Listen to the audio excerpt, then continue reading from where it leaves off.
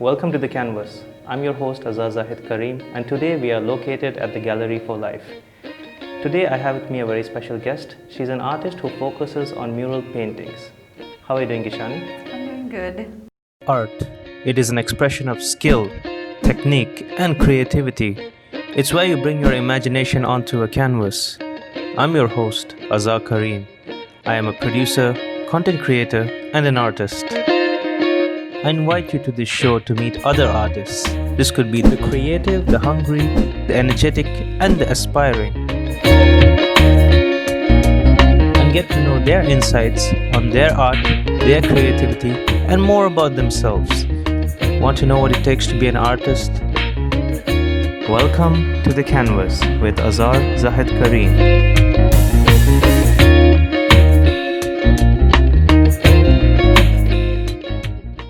So Geshani, the first question I always ask my guests, tell us about yourself as a person as well as an artist. Okay, as a person, I guess I'm pretty chilled out, laid back, go with the flow. And on the other side, a little bit restless, quite driven, and constantly looking at ways to improve on my art and myself, just to keep growing. And as an artist, I guess a lot of people call me a mural artist now, because I do a lot of murals in Colombo and out of town. And yeah. Where could we see your work? Iso, Bakes by Bella, done quite a few of the Shangri-La apartments. Yeah, and a few resorts out of town. And what do you mostly focus on in these murals? Like, is it like nature or? With murals, it's always what the client wants. So even the style of the work, or whatever I'm putting on it, maybe they want a slogan, and logo colors or brand colors. It's definitely just like them telling me what they want, and you know, yeah. And who are your influencers, if I may ask, in this type of style you follow? Through Instagram, I follow a lot of different artists. And again, I think as I work in a lot of different styles, there's a lot of different artists I go to for inspiration. Okay, I'll name my favorite mural artist. His name's Tristan Eaton, American guy. Amazing work. He does huge murals and he mixes a lot of different elements together, which I also love to do. So yeah, he'd be my favorite. And how long does it take for one mural to get completed? It depends. Usually I'd like to have at least 2 days, but it goes from either 1 day mural or it's gone up to like 7 days. So. And tell us a few of your favorite pieces. Right, so with murals, I would say I did a 3D underwater mural at Isso. Love that one. And at Purple Sun Resort in Avisaville, we did a moody forest. It's my biggest mural. That I loved it. And I did a line drawing at the new Bakes by Bella. Yeah. Did the entire thing in pencil colors.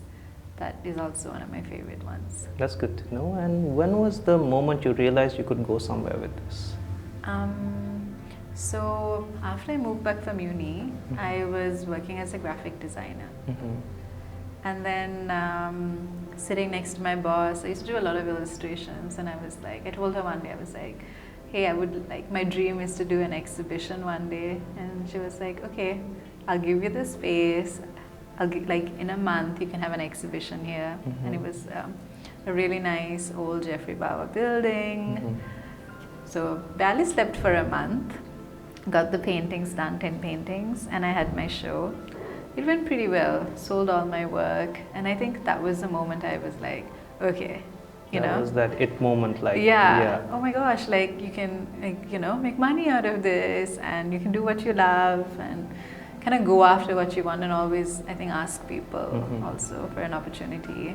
So how is the market here in terms of, let's say, for mural artists like you? So for mural artists, there's quite like consistent work. I think a mural really changes a space. Yeah. you know. Definitely. And yeah, so I have like work all the time when it comes to murals, and also now a lot of people are asking me for canvas paintings as well. So making that small takes much longer. Commission and a lot works more and all. Yeah, but So- I love it. Yeah. And you do this as a full-time job or as a Yeah. part-time? It's a full-time job. So what are the struggles you face? Honestly, I think the struggles came in the past when it was hard to come by work, you know. But now, And finding the clients. yeah. But now, like I love my job. I have a lot of fun with it. Before Corona, like a big problem I had was I didn't have enough time. Yeah. I was exhausted because I had taken on so many projects, and it was like finishing one and then going on to the next one without a break. And what I learned during the lockdown was to take some time for myself. So now what I'm doing is like taking it much slower. Yeah. So So it's all about the quality end of the day. exactly. And I realized that I was letting that slip a tiny bit because I was too tired also to be inspired, you know. Because when you focus on a project, you want to give your heart out. You want to make sure you're doing your best. Yeah, exactly. And we talked about how many hours it takes for your pieces. So what is the workspace and essentials you need when you create your art? For murals, I need my ladder always, or a scaffolding. Wall paint, usually Asian paints, and I always use window shield, even if it's indoors. Brushes and my music.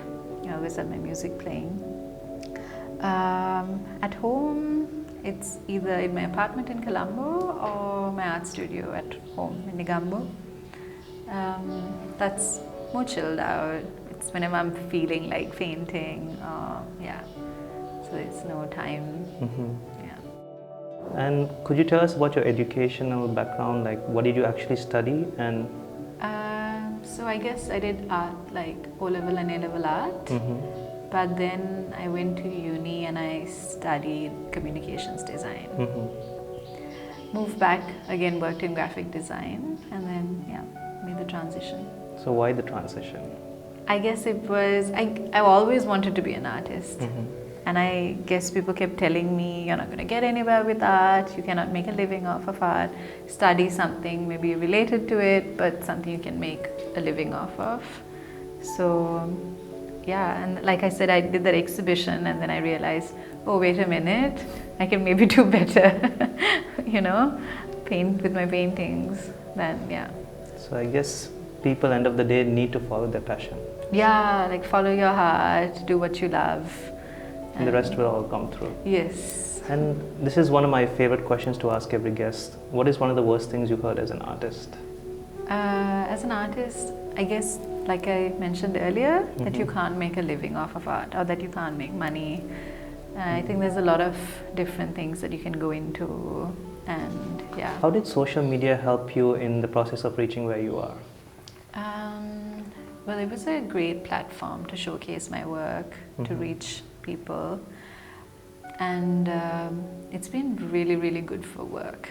About 95% of my inquiries come through Instagram, and it's also a really good place to meet other people, you know, people that maybe admire your work or want to share ideas. Network, yeah, it's amazing. So that's really good to know. So what is next for Geshani? I'm actually starting a homeware line. So just around the corner, cushions, wallpaper, maybe furniture, and with my art on it, obviously. Very excited about it.